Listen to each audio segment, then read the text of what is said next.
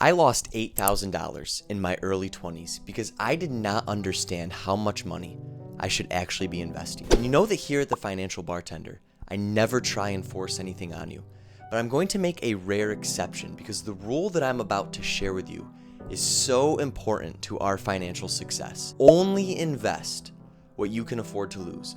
Repeat that with me. Only invest what you can afford to lose. Tattoo that into your brain. I didn't follow this rule and I lost thousands, but if you follow this rule like I am now, it doesn't matter if you're investing hundreds per week or even just $10, you will build wealth on a low-income salary. I want to highlight the power of only investing what you can afford to lose through a little made-up scenario. Person one, let's call him Jack, makes $5,000 per month, and he sees in the news that Bitcoin is really taking off. You better invest now before it's too late. So what Jack does is he puts all $5,000 into Bitcoin. And what actually happens is that Bitcoin tanks for the month. And at the end of the month, when his bills come due, his rent, his utilities, his credit cards, he pulls that money out and he only has $1,000 left. He was not protected against his losses. He was investing more than he could afford to lose.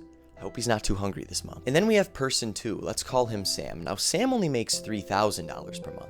And he also sees that Bitcoin is taking off and you better invest now. But what Sam does is he asks himself, how much am I okay with losing? And he decides that he's all right with risking 20% or $600 out of the $3,000. Now, Bitcoin tanks, of course, but Sam still has 80% of his money to work with for the month.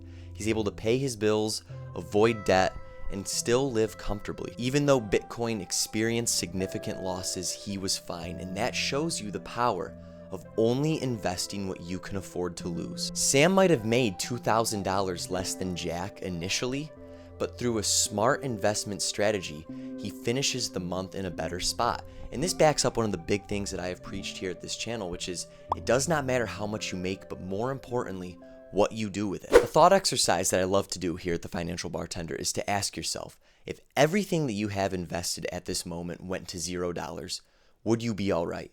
If the answer to that question is no, it is a sign that you are probably overinvested and you need to rethink your investment strategy. And a mindset change that really helped me begin seeing success with investing was creating a clear distinction in my mind between money that was being put in a savings account or into the bank and money that was being put into an investment account. The second I put money into an investment account, I pretend in my head that it has gone to zero and I'll never be able to touch it again. When I look at how much money I have to my name, I never factor in anything that's in my investment accounts. Because what this does is it makes it so that I'm never relying on that money financially. And that's kind of the big picture that I'm trying to paint here. By only investing what we can afford to lose, it guarantees that we are never relying on our investment money to keep us afloat financially. And therefore we can avoid one of the biggest mistakes people make with investing, and the one that cost me $8,000. I was very similar to Jack in the investment scenario that we looked at. I came across crypto and NFTs, and I saw that these things were really taking off. And what it did was create a really big fear of missing out. And so I was just throwing money into these assets. I was not asking myself, how much can I afford to lose? I was instead thinking, if I don't put enough in, I'm gonna miss out on a huge opportunity to build wealth. I was forced into a relationship with my investment money where I was relying on it. And when it wasn't having success right off the bat, I realized pretty quickly I was in trouble. I was overinvested. I did not have the ability to give my investment time to grow. And when I realized I was overinvested and had to pull money back out for everyday life, I was forced to do so at a loss. I had no choice. I remember when I owned NFTs, I would be in Discord chats and I would see people saying things like, my car broke down, I need to sell my NFT, can someone please buy it so I can pay for this? This is a sign that they invested more than they could afford to lose, and they never should have been investing in these things in the first place. They were relying on that money, and that should never happen because suddenly that takes you out of control of your finances.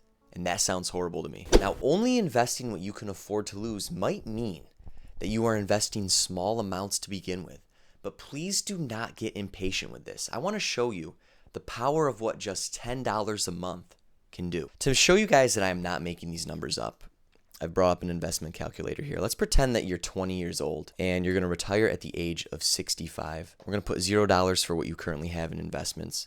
But let's pretend you contribute $10 monthly, and we're just going to say for the sake of this that you're putting it into an S&P 500 fund. As you see here, it earns roughly 10 to 12%. We'll go 10 just for the lower end of that, and I'm going to hit calculate. And as you see here, in 45 years, just putting in $10 a month will leave you with $104,000. You see that your contributions are $5,400. That's only 5%. What happens is compounding takes over, that money grows, and $99,000 is just by letting your money sit in there. What I hope this shows you is that even just $10 a month can grow if you let it. That is why it is so important to understand that there is no magic number or percentage when it comes to how much you should be investing. Everyone is in a different place. And one of the biggest challenges you're going to face on your investment journey and through only investing what you can afford to lose is you might feel impatient. You might feel like you aren't keeping up with everyone else, or they're investing more than you and you need to match them. Please resist the urge to compare yourself to others. If you invest the right amount for you, no matter how slow it may seem at first, you will build wealth on a low income salary. I love going to the gym, so I'm going to use that as an example. If I'm curling 20s and the guy next to me is curling 40s, does that mean I'm not having success at the gym? Absolutely not. It means we're in different places with our strength training journeys. Now, if I see him curling 40s and I go, I need to be doing that too, and I try to do it, I'm going to hurt myself. Just like you could hurt yourself financially if you're throwing tons of money into an asset just to keep up with others. We need to remove everyone else from the equation and only invest what we ourselves can afford to lose. If we can do that, we can build wealth on a low income salary. Thank you.